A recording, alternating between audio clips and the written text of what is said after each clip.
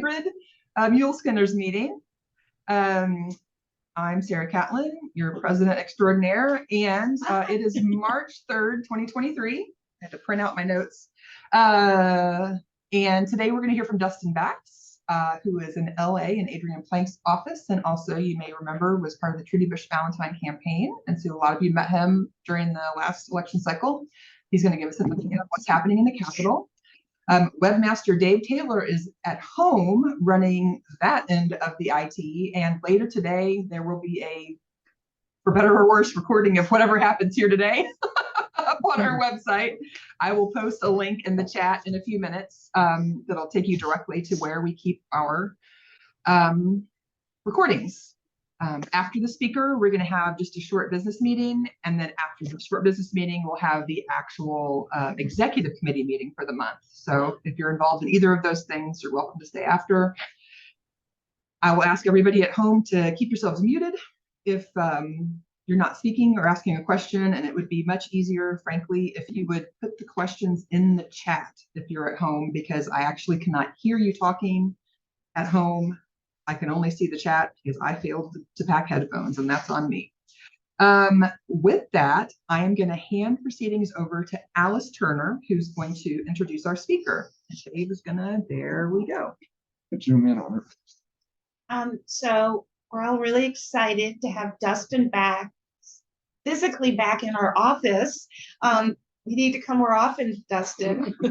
A lot of us have the pleasure of working with him when he coordinated Trudy's campaign, and he worked with our new state legislators to help get them elected and shared his staff with us, and it was an awesome experience, which is why we wanted him to come back today, now with a new title of these fancy new cards, as legislator assistant to Adrian Plank in the 47.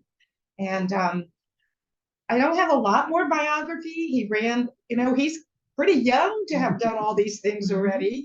And so I'm just going to let Dustin talk. Thanks for being here, Dustin. Awesome. Yeah. Hello, everyone. It's great to be back on Muleskinners. I am going to get used to where the camera is. It's right in front of me. If you see me looking off to the side, it's because that's where we have the Zoom actually projected. I'm a very much of a face person, so I'll tend to look at the faces probably. Look at Dave. Davis. It's great to be back in the office again. Before I get too far in, just wanted to double check if we want to give our school board candidate an opportunity to be plugged. I didn't do my job. We also have another. That's me. I did not do my job. I even have the script in front of me. I was supposed to ask if there was anybody from the media today, which I do not see. They're probably all at True False.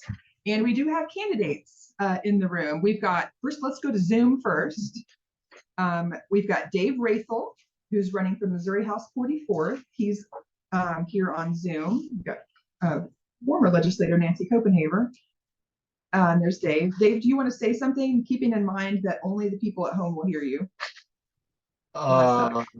No, it's okay. It's all good. There was his mouth. His mouth moved. I guess that was okay. All right. And then here in the room, we've got Paul. Hello, I'm Paul Harper. I'm running for Columbia School Board.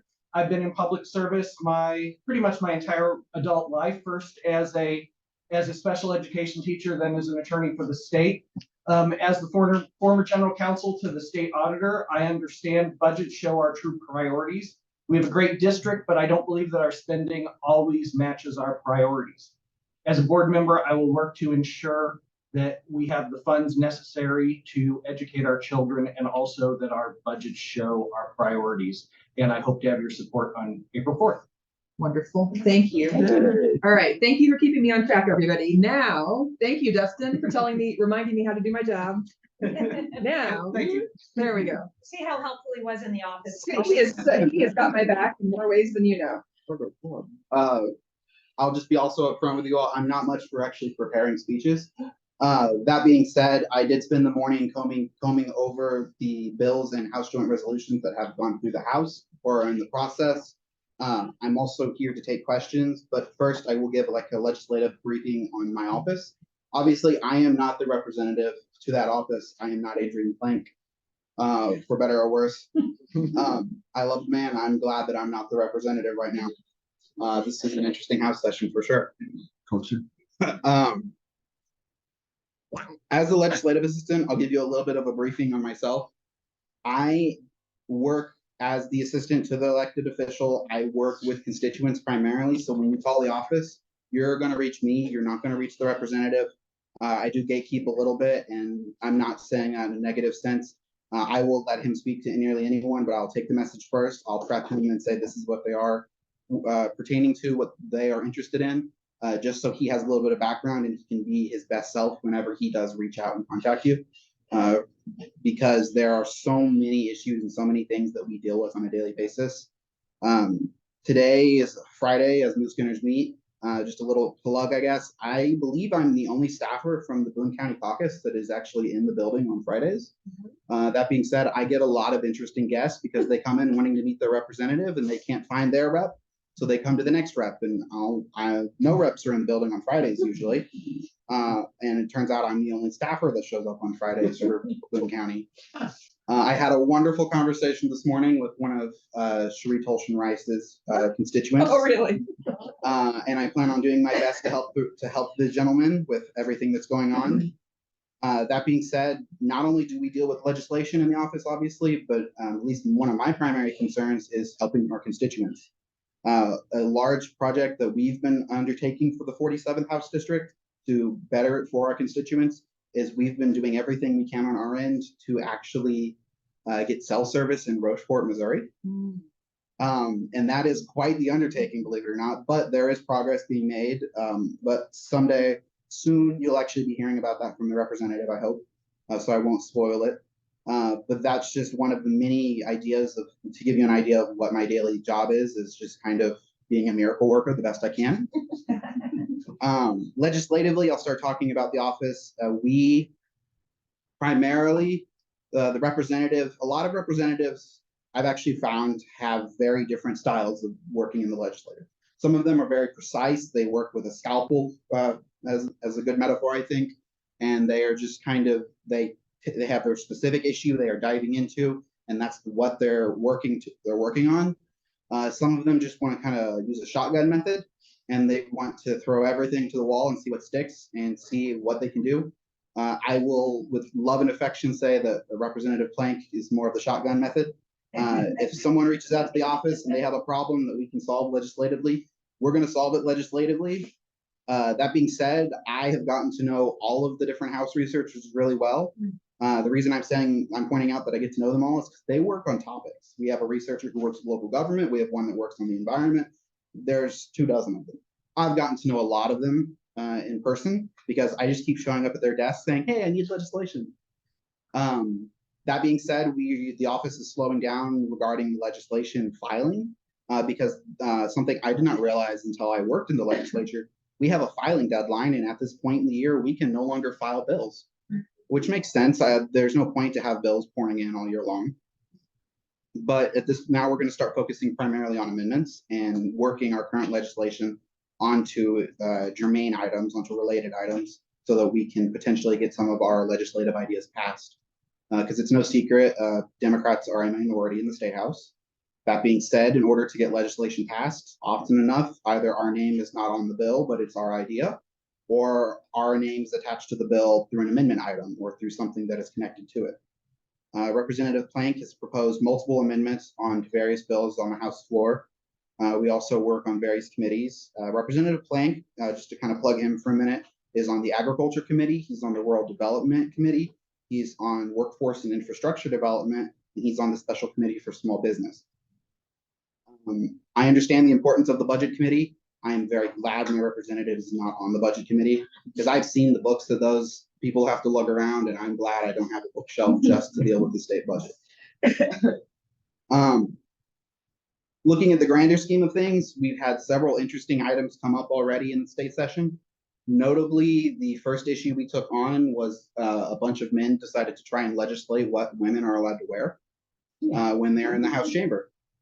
That proved to be quite an interesting introduction to the job and to working in state government. We've moved on from that, and I've seen the supermajorities push through a bill that specifically is trying to make the initiative petition process harder in the state of Missouri. As it is now, for an initiative petition to pass, and when I say initiative petition, that's a matter of the people proposing an amendment to the Constitution and sending it through. As it is at this very moment, and the way it has been in the state government for since this Constitution was written back in, I believe, the 30s or 40s, a simple majority population vote has been required of 50% plus one, and that passes on the ballot. The proposed amendment, the proposed constitutional amendment that the supermajority has pushed through is to raise that from 50% plus one to a 60% majority. And that is much, much harder to attain. To give an idea of reference, and I believe I'm paraphrasing Representative Meredith here, almost half of the constitutional changes that the people have put through would not qualify. Like expanded Medicare. Expanding was Medicare, 53%. Medicaid. Yeah, no, a lot of things in that are in our state constitution would not, and simply put, it would, to undo those things, because they are constitutional amendments, it would require more votes to undo them than it required votes to put them in there. And that's just ridiculous, in my opinion. Looking at it, a lot of things are potentially pulled up. I brought myself a nice little list that I'm happy to comb through with anyone who's interested. And for those on Zoom, you're always welcome to contact the office. I'll have Sarah drop my contact information in the chat a little bit later. And I'm always happy to take time to speak with anyone. You don't have to be my constituent. I will still take the time to talk to you and help you to the best of my abilities. But we have a lot of items that have been submitted or filed as House Joint Resolutions. And for those who don't know, a House Joint Resolution is not a bill. It's a matter of, this is a joint resolution coming from the chamber that they are hoping will make its way through the Senate and then be put on the next election that is appropriate for it. Anything that leaves the chamber by now is defaulted to be put on the November 2024 election, unless the governor chooses to have it placed on an earlier election. At this point, there's been several of them submitted, as in 6 pages worth of House Joint Resolutions. Only about a third of them have been referred to committees. Only one of them has actually left the House, and that was the initiative petition process changing, House Joint Resolution 43. We have some interesting ones that have been put forward. Notably the right to hunt and fish. And I've read through this House Joint Resolution for those interested in learning more about it. This is HJR 20, proposed by Representative Black. It has already had a public hearing completed, but HJR 20 is an amendment to put the right to hunt and fish in our Constitution. Notably, when you read it and when you read the introduction, or when you read the fiscal, or the summary, not the fiscal summary, but the actual summary that is available on the website as well. It doesn't actually change anything. It's just verbiage that they're trying to introduce into the Constitution. It doesn't alter statute. It doesn't, to my knowledge, it does not actually change major things. That being said, that's kind of just ballot candy, in my opinion. And for those who don't know, ballot candy is when they put language up just to get a group of people to turn out and vote, who otherwise wouldn't care enough to actually turn up and vote. Nancy Copenhaver says, right to hunt and fish was an issue when she was in the legislature in 2000 to 2002. What a waste of time. Yeah. It's been brought up numerous times. It's just a matter of they want to put it on the ballot so that people who care about it show up and vote. And this is me stepping out of my governing position and simply thinking as an individual. The November 2024 election is going to prove to be an interesting election.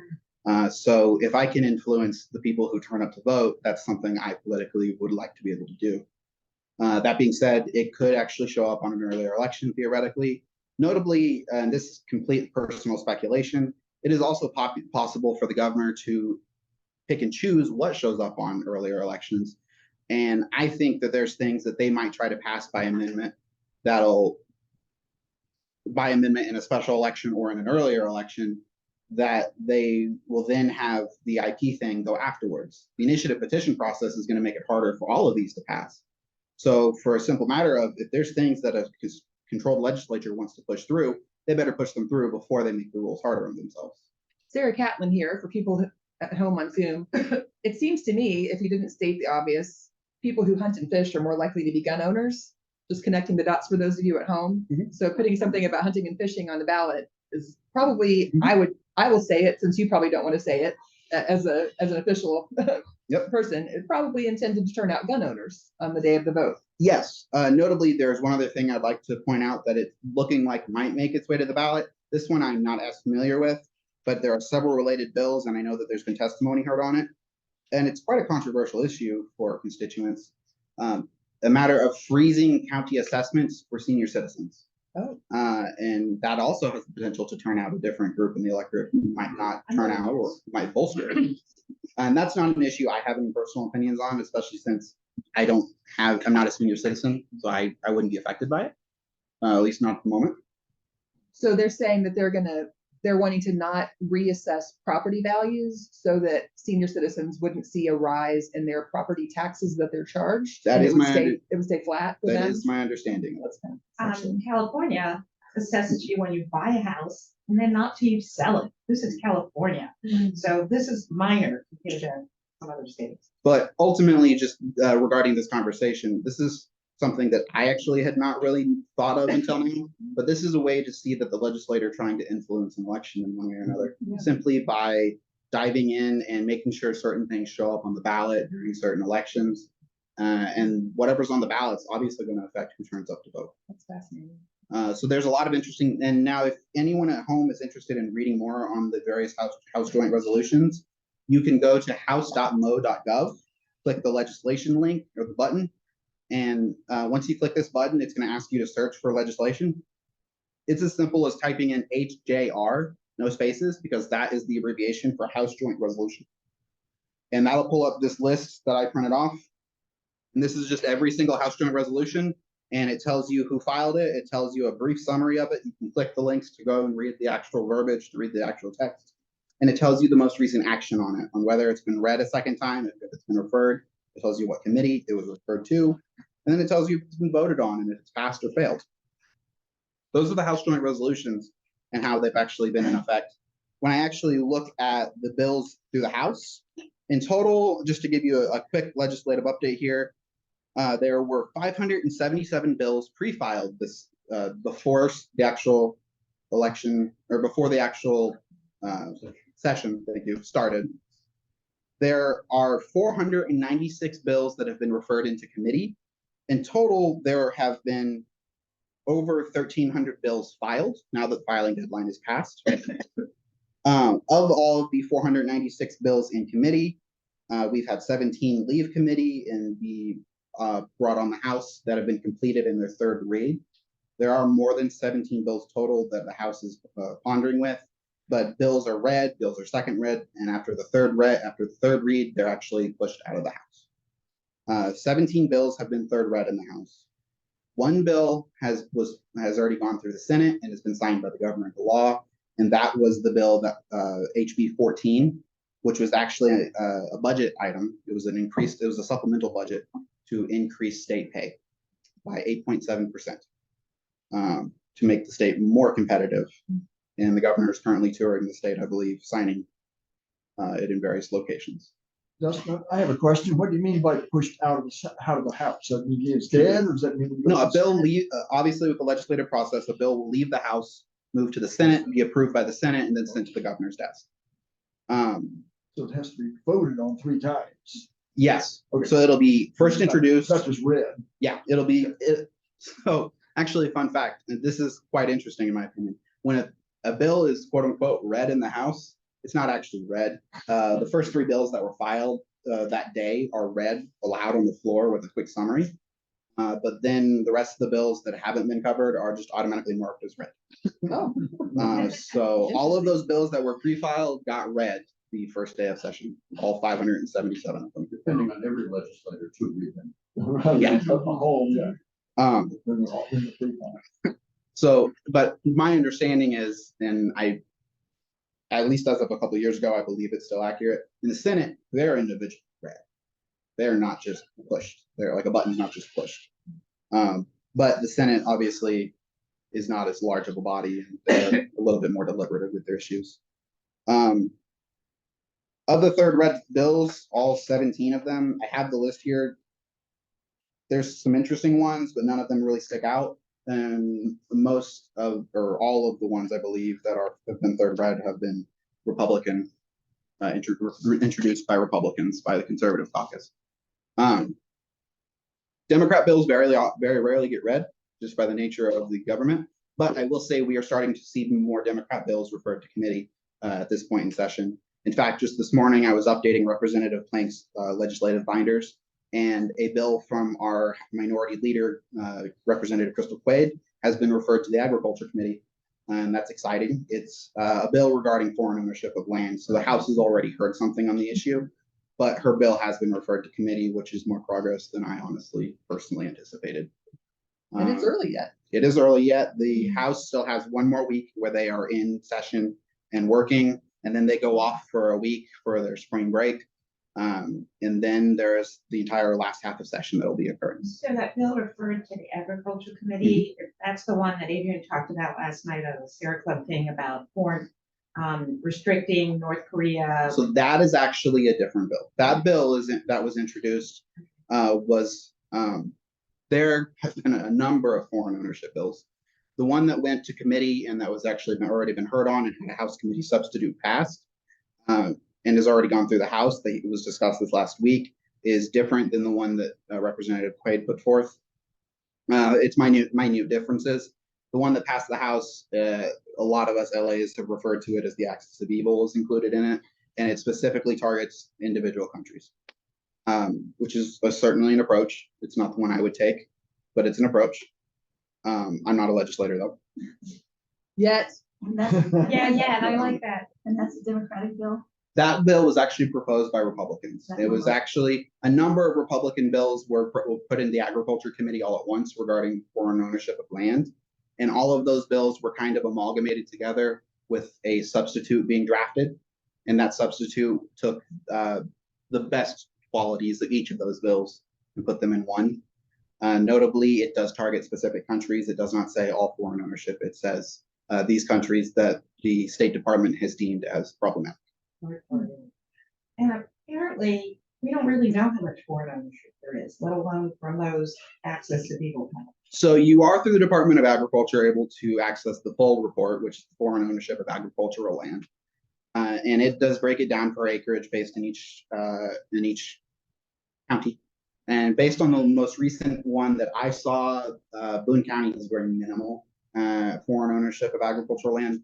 I believe there's 5 acres owned by a German woman, if I'm remembering it correctly.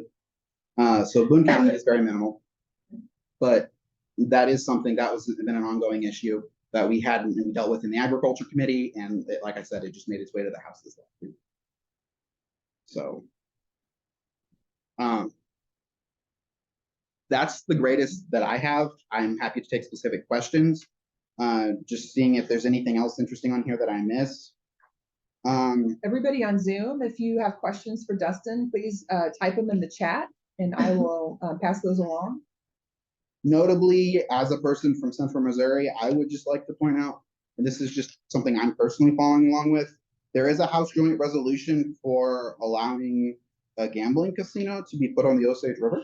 Oh, That's the Osage Nation's intent.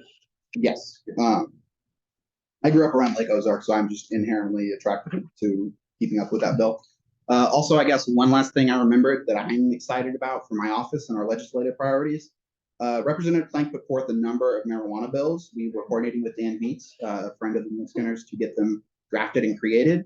And these bills were looking to improve the constitutional amendment that was put through last cycle. None of our bills have gotten really any attention from the chamber. We were able to get, on the last day of filing, a matter of like 2 hours before the filing deadline, we were able to get a Republican to refile word for word one of our bills in his name, which it's not in our name. We don't care. We're just trying to get good legislation put through. And so this is a matter of the bill has been filed by a Republican, which I believe drastically increases its chances of moving somewhere. And I believe it's Representative Michael Davis, and I think it's 1392, HB 1392. And tell us specifically what it says. It's looking to increase the number of licenses that are in circulation. As it is with Amendment 3, for the first year and a half, only places that were doing medical marijuana are allowed to have licenses, which we are looking to just increase the number of licenses altogether, and through some legalese, this bill would in theory accomplish that. So I am not a lawyer, so I can't speak on the legalese, but I'm told that by the people in the House that it would accomplish that. Yes. Sort of related, it's not a bill, but big article on expungement issues. The clerks are really having a hard time getting it done. Mhm. They need overtime pay, and there is money for that, but Parsons has to release it, apparently. I believe Parsons has to release it, otherwise it's a matter for the budget committee to potentially include the line item in, I would imagine. But like I said, I don't do anything nearly with the budget, so I'm not the best person to speak on that. We should call Kathy. Yes, if you have budget questions, I'm just plugging Representative Steinhoff here. She works wonders with the budget books. If you ever get the chance to go into her office, she has a giant back wall, and it's just a giant bookshelf filled with the budget. And she's very proud of them. They are a wonderful item. Do we have any questions in the audience? I haven't seen any yet, Zoom people. Pam? Throw us your questions. The initiative petition, Mhm. it will go, I feel sure it's gonna go on the ballot. So when do you think it will? Because we're gonna have to educate people to vote against it. That's the tricky thing. The governor controls when it shows up on. By default, this is November 2024 election. Is there a November 2023 election? Off the top of my head, I do know, I but don't know. I don't know that there is. Oh, so it might be almost only. The governor can call an election though. So Yes. it's- I can't think of why we would. I'm looking at the Secretary of State's 2023 election calendar, and at this moment, there is November 7th, 2023 is available for public elections, but none have been scheduled. Okay. But like I said, if the initiative petition process is changed, that inherently makes it harder for them to pass all of these other items that they are looking at. So if I was a devious legislator, I would try to put that at the very end of my. Well, I believe that was the first priority Yes. this year. So I wonder if they'll get excited enough about it that they don't want to wait till November 2024 to take that right away from Missourians. just to lay it out there. As a political person, I also think November 2024 is a presidential year, which will have a higher expected turnout, which might cause them to get the answer on the election they might not like. So that So I would look at that. I would look at. if it were me trying to take away the initiative petition process, I would want to have it on the ballot November Yes. 7th, 2023. So Nancy Copenhaver says, I heard on the radio today that farmers in Missouri are having difficulty getting fertilizer, partly because a lot of it comes from Russia. That might be an interesting thing for Plank to look into, along with the foreign ownership of land. that is an interesting idea, especially since Russia is not one of our 5 problematic countries Yeah, obviously. on the Axis of Evil list.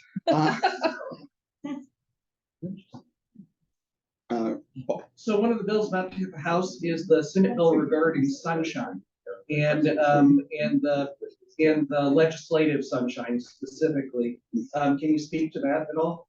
I can't speak in depth. I actually just first started combing through the bill this morning, but I haven't had enough time to actually digest it and come up with real thoughts on it. That being said, I'm sure I will be hearing more in the coming weeks regarding it, as I get a daily report from the wonderful caucus staff who say this is like laying it out in layman's terms, and then I read it, digest it. Adrian does the same thing, and every LA representative have their own routine, but I like to think that the representative and I usually kind of talk things through and to give us both a better understanding of it. So. And Paul, Women voters in Kansas City is doing a webinar on that issue. It's on my announcements. I think it's March the 13th.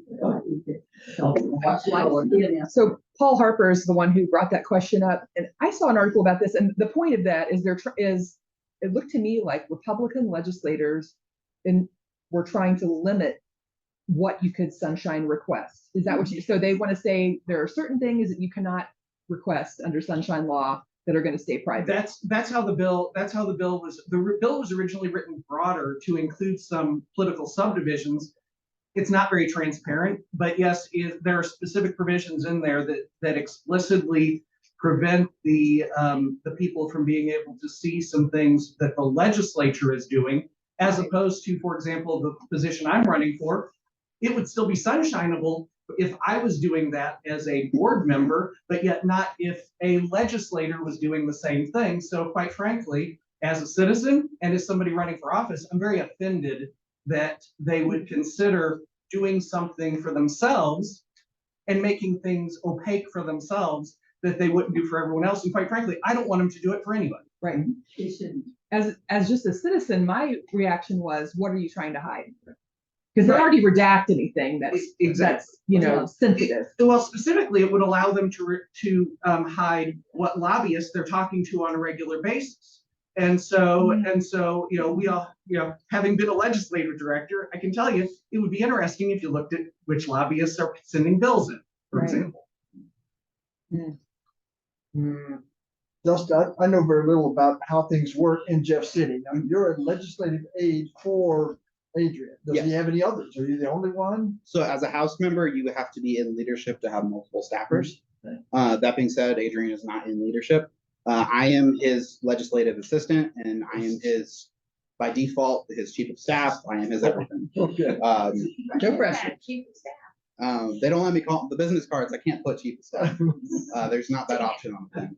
But no, if you are in leadership, you are able to have multiple staffers. Our minority leader, Representative Crystal Quaid, she has multiple staffers. She has a research director who I believe Muleskinners, you might recognize the name of. It is Miss Michaela Skelton. Oh, wow. People get her to speak. So Yeah. I believe she's a friend of the Muleskinners. She's Yeah. local here. So I do recommend you bother her politely. Sorry, Michaela, if you ever see this. But no, I get a morning report from Michaela that overviews everything, and she actually is one of the best staffers that I actually have to interact with daily. We have great staffers in the Dem Caucus. I am starting to get to know staffers on the other side, and I've not encountered any bad people. Once we get there, we all do have the job to govern and everything, and to help our constituents as best we can. So I've learned that there are a lot of great assets in the people around the building. They're all wonderful, and they're all willing to help. Steve Calloway asks on Zoom, are you aware of any discussion about reforming occupational licensing laws? Numerous states are de-licensing how some professions, like hair braiding, are done, and or modifying reciprocity rules. And then he's got a link in the chat to the article. I am not notably too well versed on the licensing issue. I can say that in the Ag Committee, we had a bill come up to allow animal chiropractors to operate without a direct vet overseeing them. Just thinking of other legislative issues, I know the Orthopedic Association here in the state of Missouri, I believe, is looking to alter their state mandate or state law. That's something that's outdated that they're looking at. But it is an interesting thing that I'll be actually happy to look into. Physical therapy, PhD, they're into practice without doctor referral. Pam Springsteel says that physical therapists would like to practice without a doctor referral if they have a PhD. If you have a PhD. So that was one issue. That's an interesting topic, actually. And I think it's somewhat akin to the issue we're looking at this year with APRNs being able to practice in association with or without doctors. I think the big thing that a lot of Bills on that again this year. there are bills on it. The Missouri Nurses Association is lobbying heavily on the side of the nurses, obviously. Doctors are lobbying on the side of doctors. And I can tell you that Representative Plank understands both sides of it very well. It's a complex issue. And his answer is usually along the lines of the doctors and the nurses need to both suck it up and get in the room together and work out the issue. It shouldn't have to be legislated. Yeah. And there's a lot of merit to that. But like I said, we understand both sides of the argument.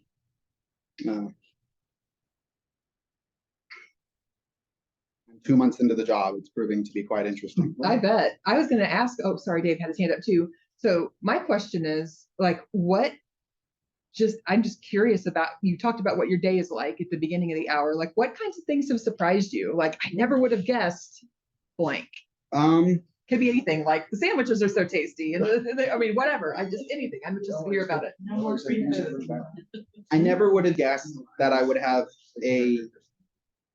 never would have guessed that less than 2 months into the job, I would answer the phone and have a suicidal constituent on the other end Wow. who calls their representative's office with issues. Yeah.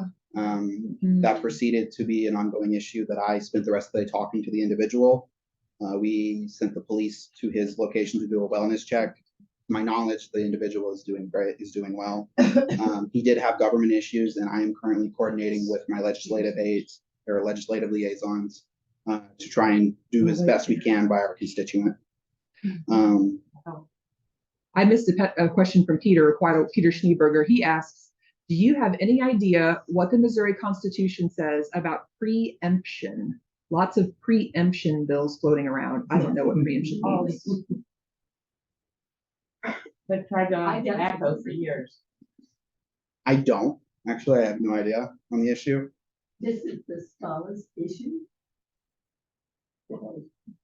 Carl and Mari Scala talk about this a lot. Oh, that's Because interesting. the state government needs to want to come down. Yes, Dave Taylor, and we tell the were, cities what to do. yes. It means that we'll never pass a clean indoor air law in the state of Missouri, is what it means. I mean, that's one issue. Steve Calloway over Zoom ads, talking about the deregulating certain professions like the hair braiding. He says the professions try to expand their authority, of course they do, and that's me, and increase requirements to limit entry and protect their professions. The strategy is to limit their numbers and keep salaries high. Oh, I assumed it was the other, that they were trying to open it up to more people by having fewer licensing hoops to go through. But oh, interesting. Yeah. So they're actually trying to make fewer so that they're more in demand, I guess. Makes sense. Now, when talking, Capitalistic view. or just kind of touching on what I mentioned earlier, that was a very interesting day at work. It was a very crucial day at work, and I'm glad that I have my job because I was able to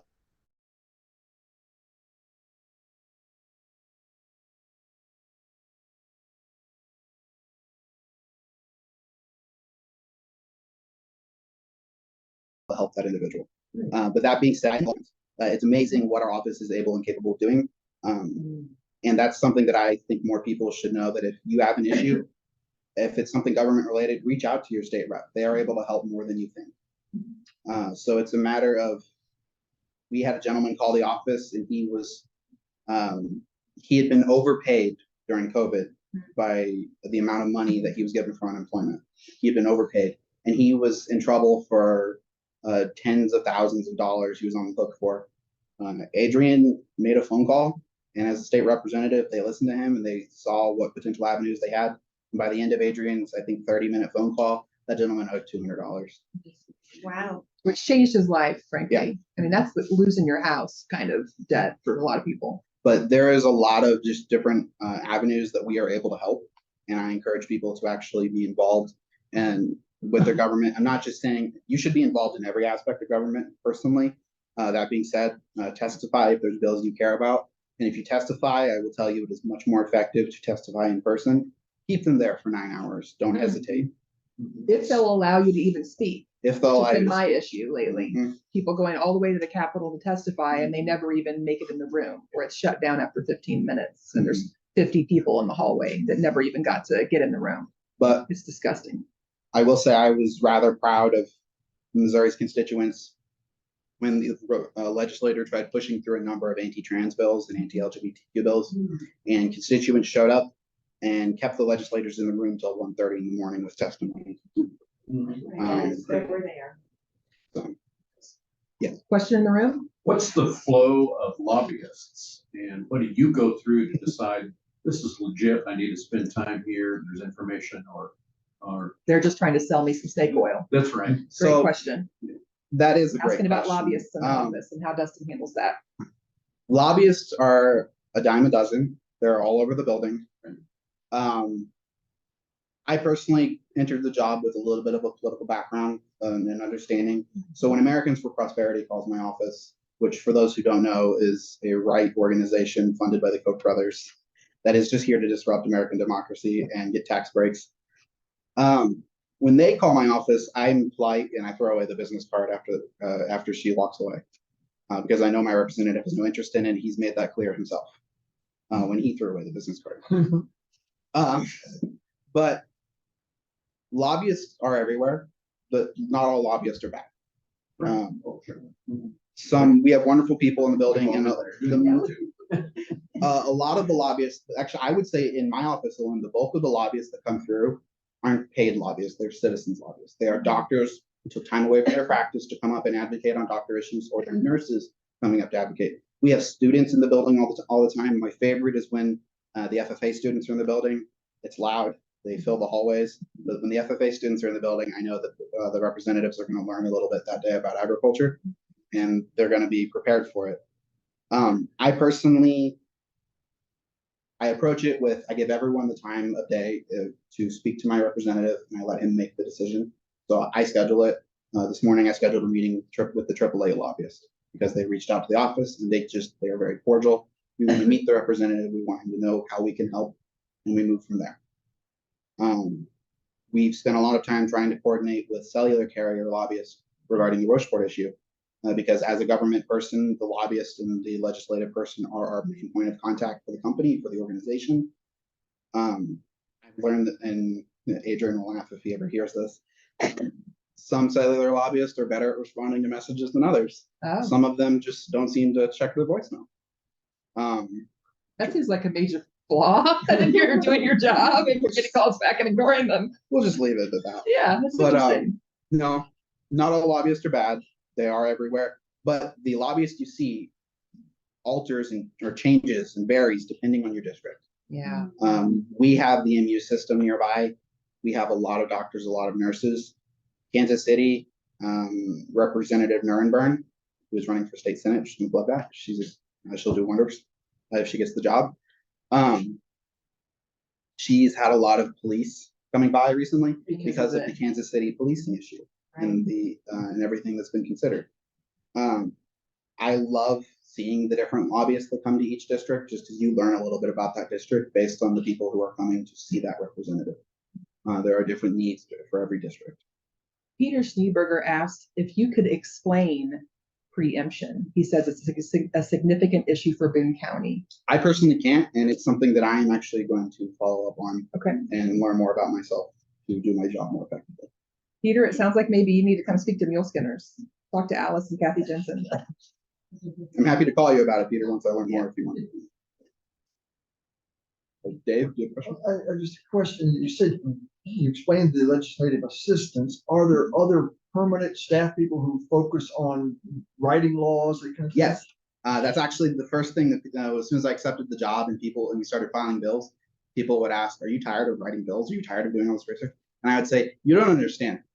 I just have in order for a bill, Adrian and I bounced back, or the representative and I bounced back several ideas and like fine tune 3 or 4 like good bullet points to describe what we want to accomplish. And then we reach out to House staff. The House has its complete staff that are not affiliated, they're nonpartisan. There is an entire research department of 20 to 30 people who each take on their own topical areas. I reach out to this person who is well-versed in this one issue, or I submit it to House research and they give it to the person. And that staffer checks for constitutionality to see if this is something we can actually accomplish. And then they start looking at other states. They can do various strategies. They put together some verbiage. They take it to drafting, which is a whole nother department that is a bunch of lawyers that rarely leave their offices because they're extremely busy. And drafting actually writes it up into legalese and writes it up into something that is then presented to the representative. And we have a research person explain that it accomplishes what we want. And then we take it up and we file it. Cool. Alice has a question. But first I wanted to mention on preemption, I'm familiar with it from a public health standpoint on tobacco. Okay. So it would mean the existing clean indoor air laws that Boone County has, Springfield, we can't pass any more restrictive laws. Okay. It's set, the state has said no more preemption. And we don't have a statewide very strong clean indoor air law. So it's really a shame for the communities that would like better public health. Yeah. So there are other issues that it can certainly be attached to. But my question was, I read in the paper about Medicaid expansion, about trying to expand it to cover mothers, something. I don't know. For a year after birth. That passed Yes. somewhere. It moved. I believe that left the House. Let me check and see if it's on my. Alice is asking about. With a poison pill. I read that it didn't. It was in the Missouri Independent, and I'm running the meeting on my computer, so I can't look it up. The Missouri Independent had a good article yesterday or the day before talking about this. So they're trying to extend postnatal care for mothers and babies. It had been only a number of months, and they extended it to a year or 2 years. A year. A year. Now, of course, on the right, they were trying to add to this things to restrict birth control and abortion. They were trying to tag these things, but what I read said, the thing that I read said it passed clean in the Independent, and that those things did not make it on, and it I passed read that clean. yesterday and today. Maybe it passed the House. Oh, maybe. Wait, it passed with the Okay, poison I pill. can, I Pam can read kind of somewhere it passed with update the you. poison pill. I don't know. That it passed I can clean update and us on that issue if you'd like. It passed with those bad things added. Dave on. Rathel says it passed the House clean. That's what I was reading. And he puts Right. an article in the chat. It's the Missouri Independent. From, Okay, I could be it was wrong. older than I thought. It was on February 23rd. It's still got to go through the Senate. It's still got to make it through the Senate. And who knows what could happen there. Another example of preemption, I'm pretty sure there's been a bill passed that prohibits cities from enacting a ban on plastic bottles. Oh, right, and that originated in Columbia when they tried to. There was pass some, on plastic bags. And I think proposed have been bills prohibiting school districts or counties from passing health measures like masks or quarantines, like that. Yeah, I think currently they're saying that the COVID shots can't be part of what you have to go to school, to go along with those other vaccinations. One thing one bill I do remember seeing that's kind of in line with this is a municipality or political subdivision would not be allowed to impose a moratorium on kicking people out of their homes when they can't pay rent. Because during COVID, that's something we saw. I know a bill has been, at least it was in committee and it's been heard public testimony on, that would make it to where a city doesn't have the right to put a moratorium on the rent issue, on that rent issue, and that's a divisive issue. That's a divisive thing. During the pandemic, there were people who couldn't go to work, who couldn't pay their rent. They didn't deserve, because there was a pandemic going on, especially, they didn't deserve to be kicked out of their homes. So this is something I think directly in the lines with preemption, because the state taking away that ability is my understanding. Protecting landlords in other ways. Yeah. And their profits. Yeah. I do believe the representative that proposed that was a landlord. Oh, surprise. But Was who? A landlord himself or herself. Any other questions in the room? You could talk a little bit more about the ballot issue, because you mentioned the 60%, but also won't it take more counties, restriction on paying people, all sorts of stuff? There was discussion, I believe they made it to where, there was a lot of discussion to try and make it to where you can't have out of state people come in to collect signatures. Ballot initiatives are, when a well-funded ballot initiative usually has a set of staff they bring into the state, and those are the people coming through your communities collecting signatures. I believe they are trying to make it to where that's something we can't do. Trying to make it to where you can't have out of state interest involved in it. Now the interesting thing is the Republicans, the first thing that they proposed the first verbiage for this amendment that we've been talking about, the first thing that the verbiage actually talks about is that making it to where only Missouri citizens are allowed to vote. I saw that. That itself is very, okay, let's be honest, a lot of I people, thought that was called ballot candy. that is a perfect example of ballot candy. It's all ballot candy. Because that is something, there's a lot of voters that'll go in and there's a paragraph in front of them, they're going to read the first sentence and make their decision. That's a very unclear first sentence that does not accurately describe the issue at hand. And that can be thrown back by what, like the Secretary of State? Isn't he the final authority that says that language is not, who is it? Somebody from The House chooses. the House chooses the language. Because I remember there was some other bill that was doing that, and somebody said you cannot word it that way. I was trying to remember who intervened. It must have been There's the an House. appellate, process that can go through the courts. But for ones done by the House or the Senate, the SJRs and the HJRs can actually put on both either the fiscal note or the wording. If they don't, then it does go to the Secretary of State or the State Auditor respectively. Okay. But typically they almost always, because of the poison pills, put in, or I'm sorry, ballot candy. They always do it themselves for that, and then they usually send it to the auditor for the fiscal. Yeah, I was involved once in the judicial, having to go to the courts to try to get language changed. Yeah, it was difficult. And expensive. Yeah, it's part of the incentive. I mean, they want to try to make it harder to do a ballot initiative because everything progressive we've done in years and years has been through that. But it's part of it to make sure we don't pass something like Kansas. That's what I read at one point. That's a theory, that's speculation. Okay. That I certainly can see the logic in, making it harder so that the citizens can't actively make their voice heard. There's a lot to it. Now, an interesting note is that the supermajority kept saying we are doing this to keep out-of-state money out of influencing Missouri. Let's think through the logic here. And when you raise the number of votes, that just means there's going to have to be more money pumped in to actually reach that higher target, that higher goal. And this is something that Representative Plank was able to actually say on the floor.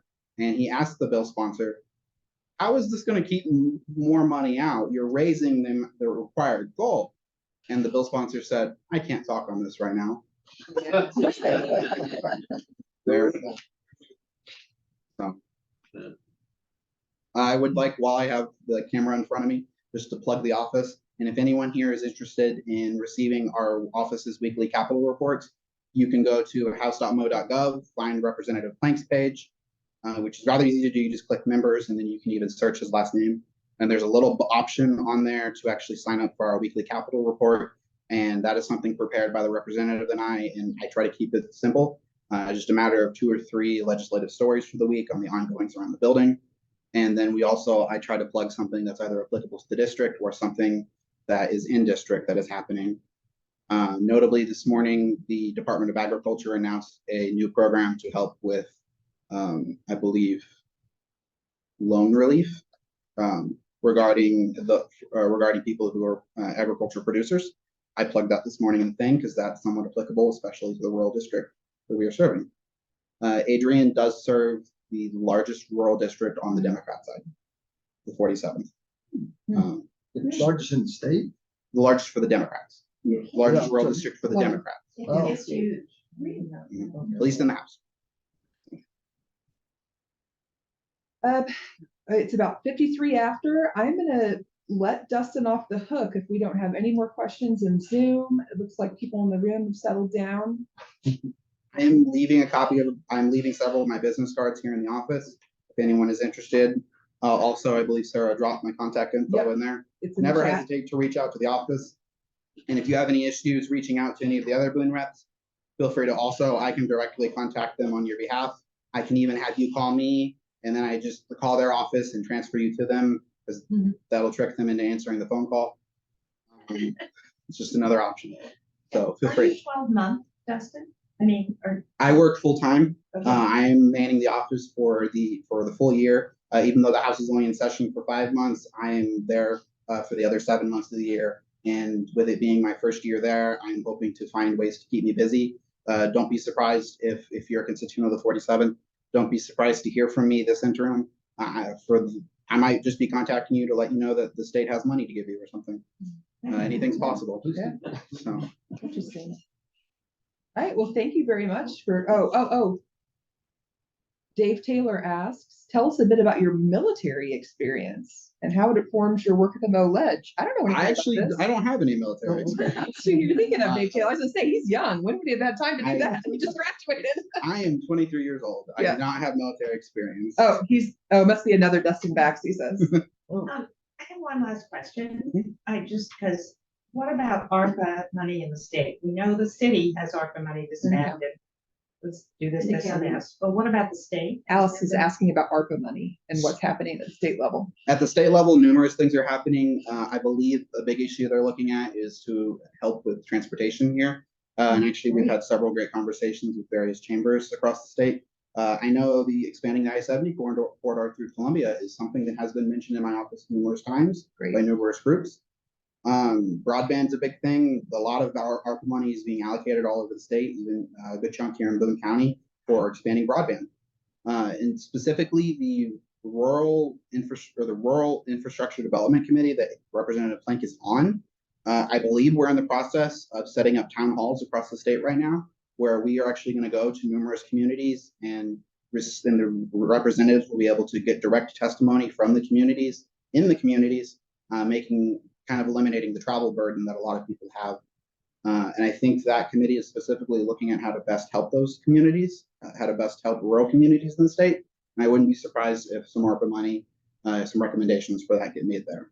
And I realize you're not on appropriations, but there was a bunch of ARPA money that was appropriated out to the departments. So a lot of the state departments also have grants and other Right. things going on right now. And they're taking So- applications for and they're them. taking applications for them. So if you have a specific interest, go to that state department and there might be an ARPA link to get additional money.